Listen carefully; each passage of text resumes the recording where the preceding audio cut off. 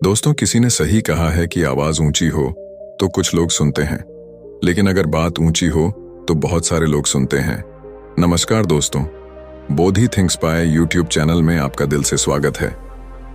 एक छोटी सी कहानी। ये कहानी एक लड़के की 24 साल का लड़का जो सेठ के यहाँ पर नौकरी करता था। उसके माँ बाप इस दुनिया में नहीं थे।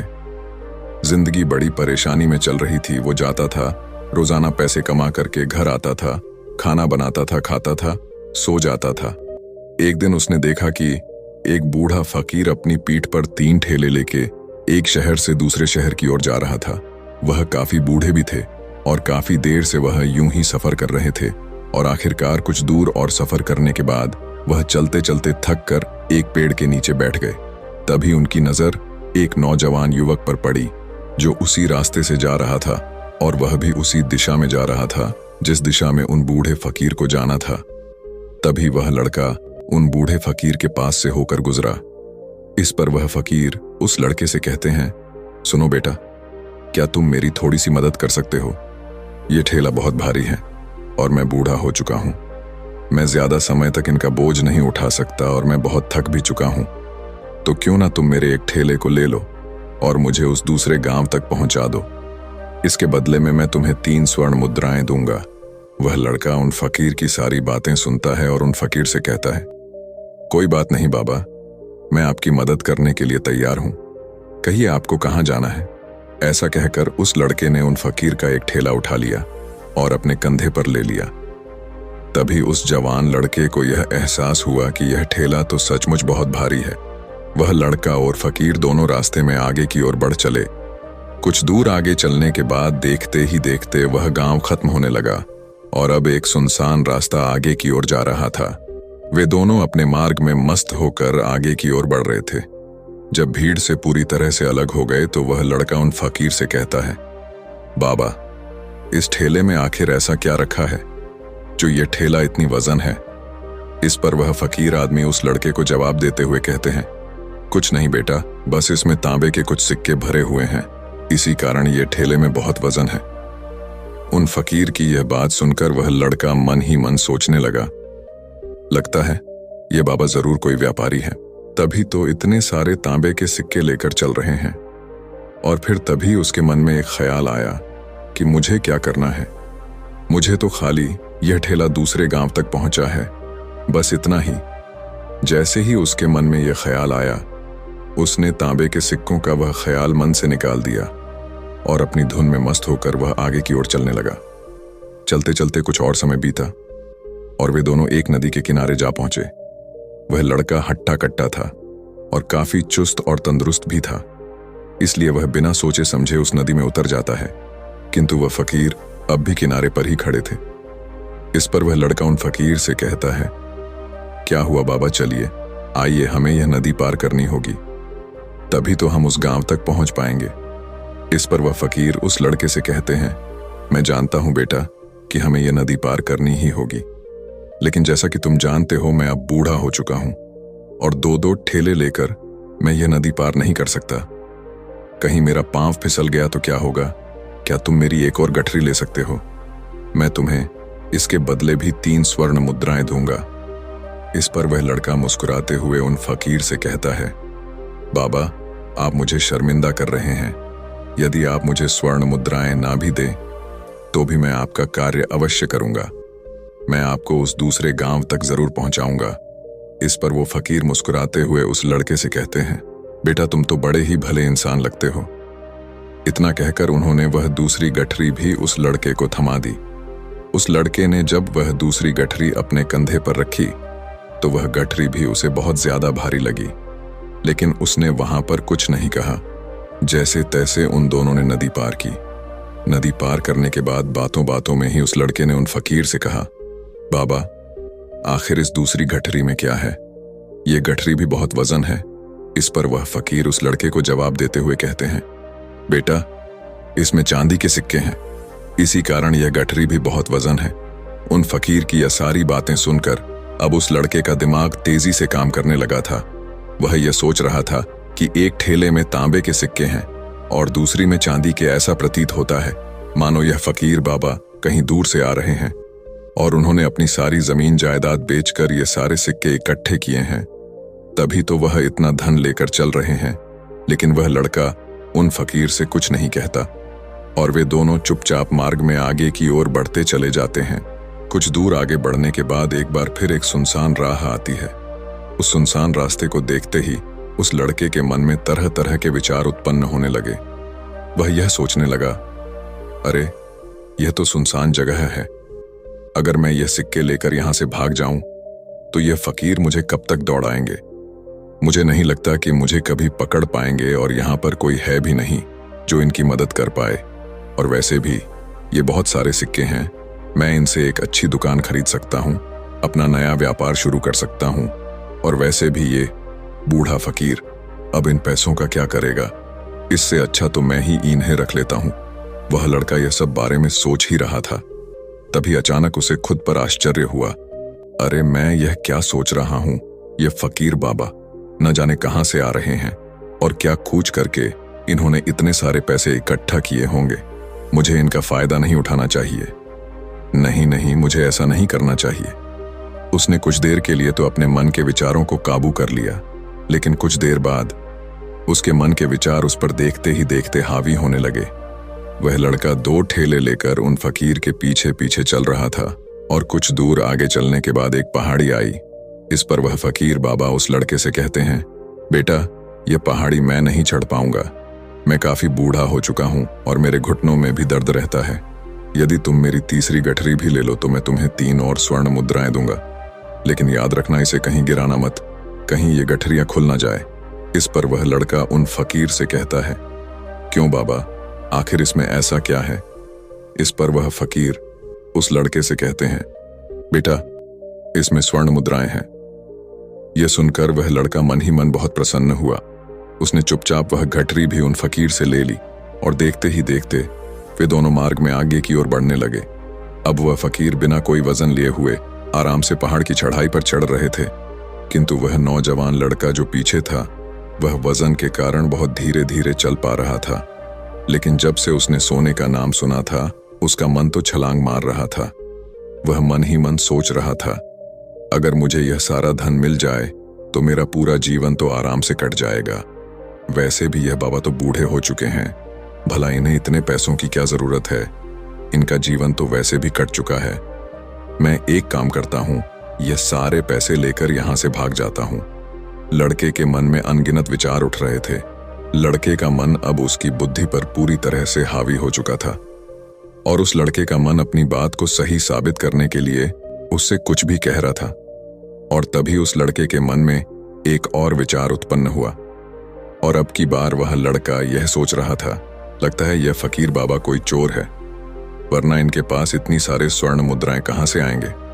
अगर ये कोई व्यापारी होते तो भला ये इस तरह से पैदल यात्रा तो नहीं करते, और अगर इनके पास इतने सारे पैसे थे तो यह कोई ना कोई साधन भी तो अवश्य कर सकते थे।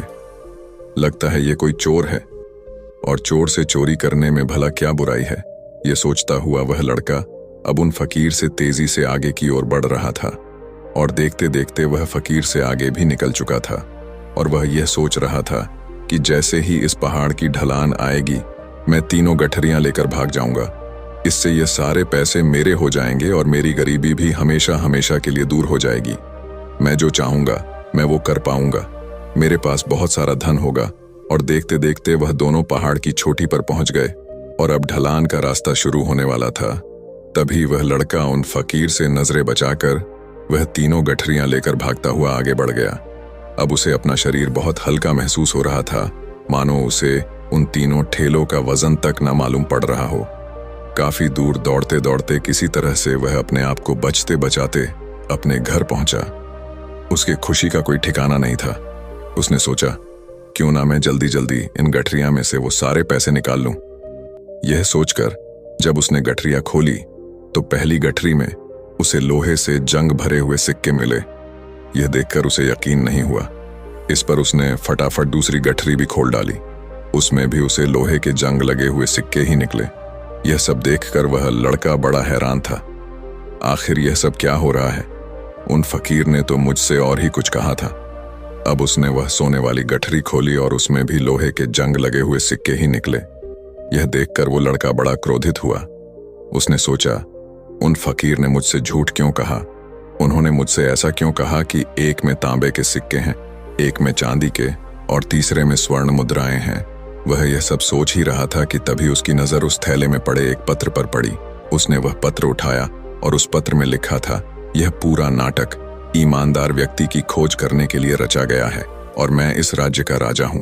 मेरी कोई संतान नहीं और इसीलिए मैंने यह षड्यंत्र रचा है ताकि मैं अपने राज्य में किसी एक ऐसे ईमानदार व्यक्ति की खोज कर सकूं जो मेरे बाद इस राज्य का राजा बन सके और इस राज्य भार को संभाल सके।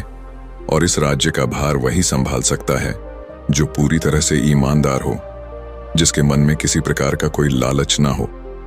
इतना पढ़ते ही वह लड़का जोर जोर से चिल्लाने लगा। वह सर पकड़कर बैठ गया। वो यह जानता था कि यदि वह अपने मन के विचारों पर काबू कर लेता तो उसका जीवन संवर सकता है, लेकिन वह अपने मन के विचारों पर काबू नहीं कर पाया। दोस्तों, महात्मा बुद्ध कहते हैं कि मन ही सब कुछ है। आप जो सोचते हैं वही बनते हैं।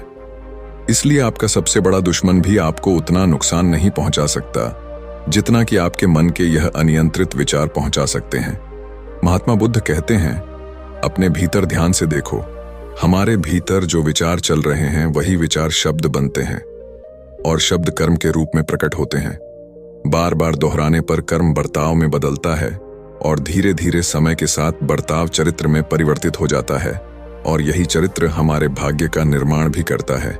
इसलिए हमें हमेशा अपने विचारों के प्रति सजग होना बहुत आवश्यक है। हमें जागरूक होना बहुत आवश्यक है।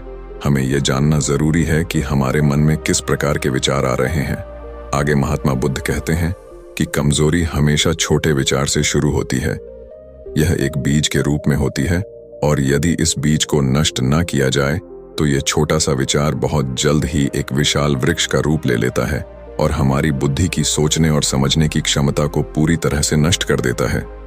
जिस प्रकार आपने इस कहानी में देखा किस प्रकार उस जवान लड़के का मन उस पर हावी हो चुका था और उसकी सही और गलत सोचने की क्षमता पूरी तरह से नष्ट हो चुकी थी, जिस कारण वह यह समझ नहीं पाया कि उसे क्या करना चाहिए और उसके लालच ने उसके भीतर इतनी ऊर्जा भर दी कि वह तीनों ठेले उठाकर इतनी तेजी से वहां से भागता आगे भी बढ़ गया।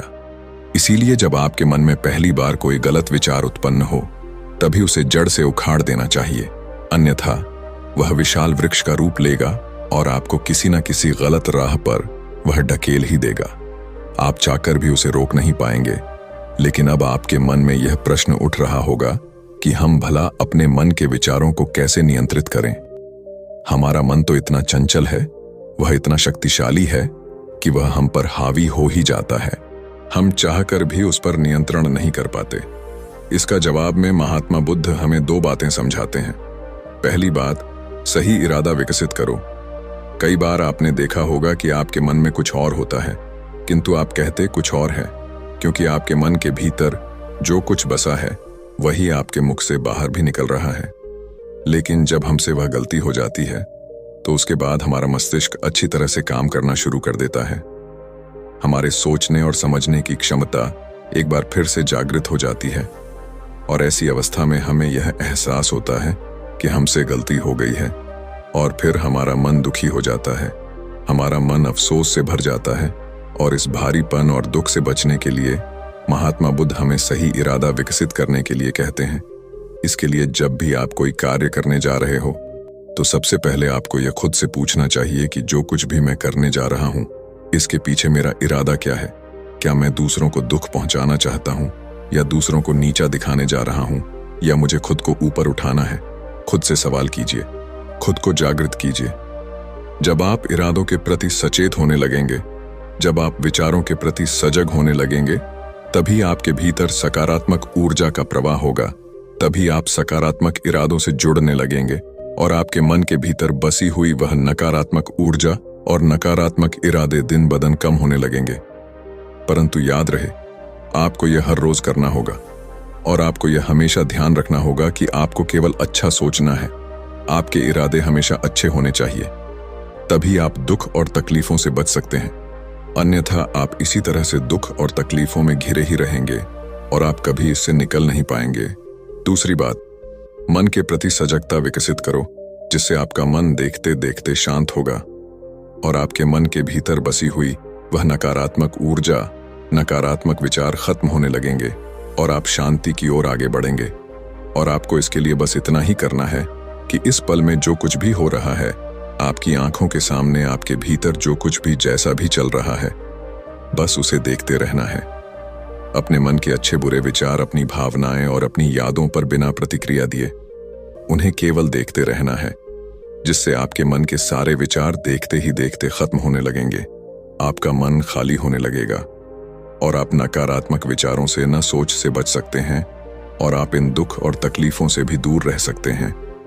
इसीलिए महात्मा बुद्ध कहते हैं, जो स्वयं को देखता है वही सबसे बड़ा तपस्वी है। अर्थात जो अपने मन में चल रहे उन विचारों को बिना प्रतिक्रिया दिए हुए केवल देखता है और उन पर कोई भी प्रतिक्रिया नहीं करता, बस उन्हें देखता और समझता है। वास्तविकता में वही मन पर नियंत्रण भी कर सकता है और वही अपना जीवन सुखी और खुशहाली तौर पर जी सकता है। इसलिए यदि आप भी अपने जीवन को सुखी और खुशहाल बनाना चाहते हैं तो आपको सबसे पहले अपने मन पर नियंत्रण साधना ही होगा। अपने मन को खाली करना ही होगा। अपने मन के विचारों के प्रति आपको सजग होना ही होगा। दोस्तों, उम्मीद है कि आपने आज की इस वीडियो से जरूर कुछ ना कुछ सीखा होगा। तो इस वीडियो को लाइक और अपने दोस्तों के साथ शेयर भी जरूर कीजिएगा और हमें ऐसे ही सपोर्ट करने के लिए चैनल को सब्सक्राइब और घंटी बटन को जरूर दबा दीजिएगा। चलिए मिलते हैं फिर अगली वीडियो में। तब तक के लिए अपना ख्याल रखें। धन्यवाद और नमो बुद्धाय।